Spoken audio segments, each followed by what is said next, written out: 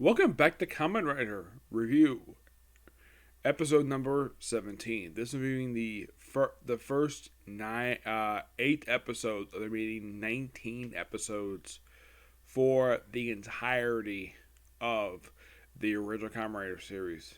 And is also the first 8 of 19 episodes of the final arc of the series. Gel Shocker! Yes. The organization that replaced Shocker itself. Probably due all to numerous failures to trying to be a Kamen Rider, and plus also because they lost a lot of their branches in Europe and South America. I guess they figure though, form an organization with or now as for Geldom himself, nothing really much is known about them except they've been training in Africa for some time, and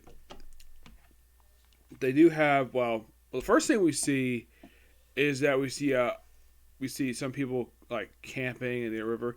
All of a sudden, we see a Shocker combat man, the one basically would look like a luchador, with a bone, whatever. He's killed by the monster who first appeared just 2 episodes ago. Yeah, and then all of a sudden, they find more dead Shocker combat men. Why in the world are these people killed off? Because they're replaced with these silly goons. This is the Guy Shocker combat men. Yeah, these guys are formidable. They transform themselves via, like, blankets. Yep.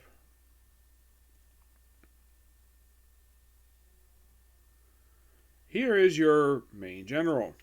This is General Black. That's what he calls himself. Yeah, he makes his first appearance in the debut of Gel Shocker. Yep.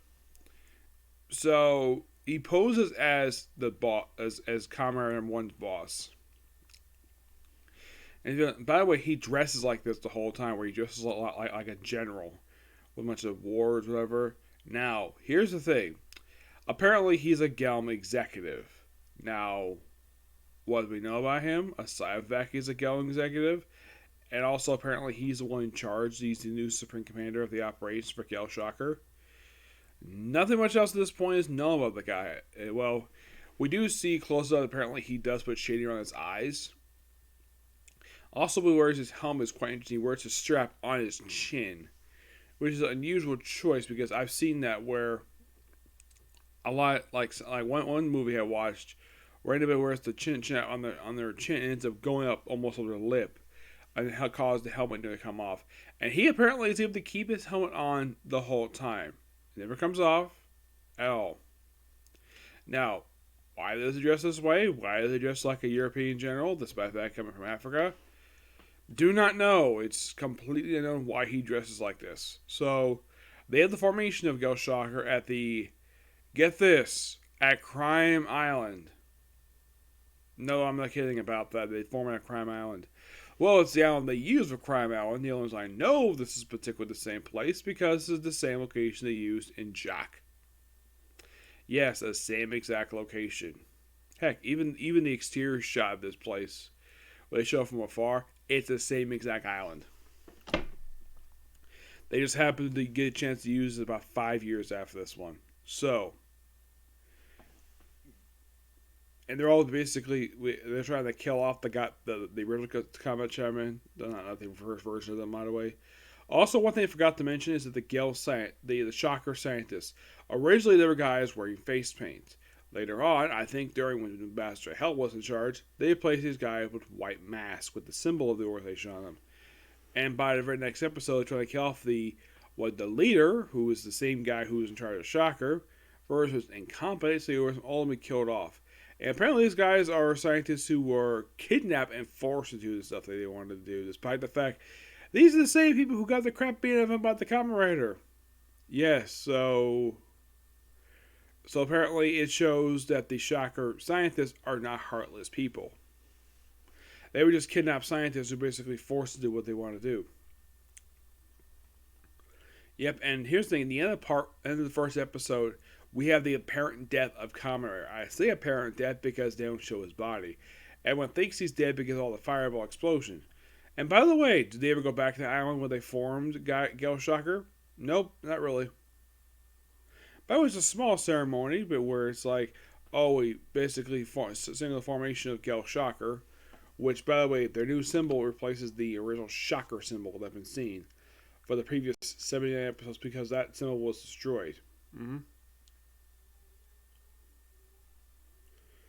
Now, this is the flag for Gal Shocker. This is their flag. It's mostly a snake with a eagle. Now, Gel himself, their symbol was a snake, and of course, Shocker was basically like a eagle.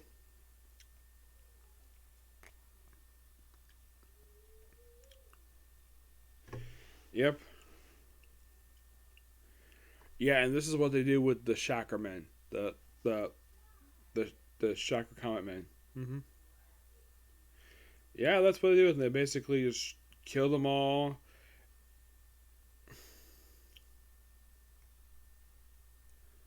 And by the way, your first monster that they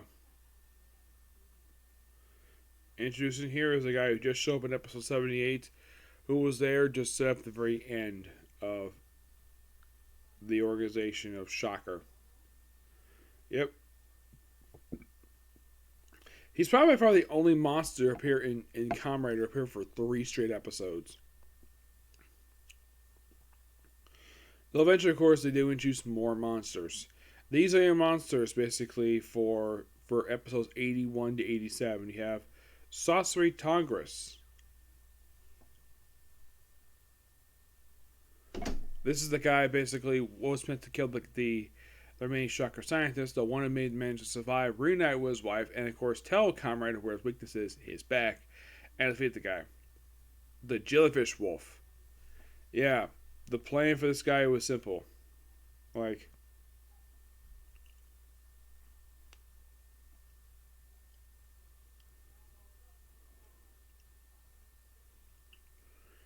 you were thinking, okay, well, he's basically just to kill people, include Kamen Rider. And then we have Cobberton.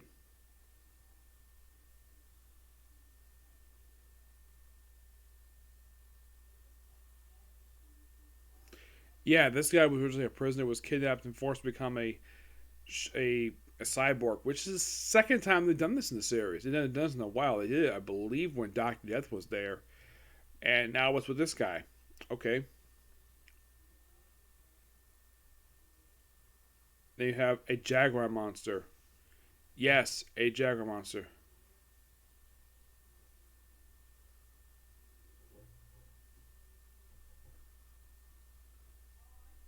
which I don't really remember the episode itself because I fell asleep through most of it. It was late at night, so moving on. Next up is an eel turtle monster. Yeah, so basically, it kind of acts like where you just go to a shell form, flies around. Reminds me a lot of Gamera. Gamera was known for doing that.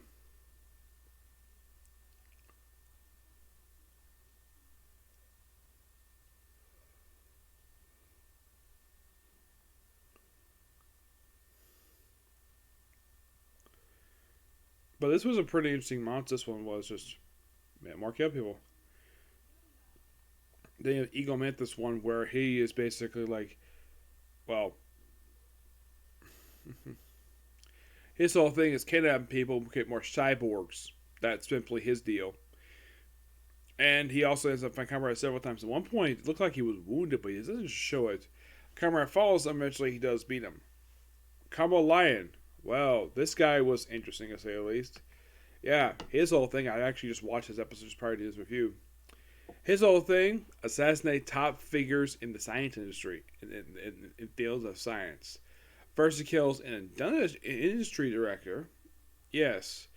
Now, I should point out that people can be replaced at some point. Yes. That's how normal stuff like this works. So, can people basically create some chaos, but they would get replacements, no problem. But no, they rather do this. It's Kamen Rider. It's basically Go Shocker, what you expect.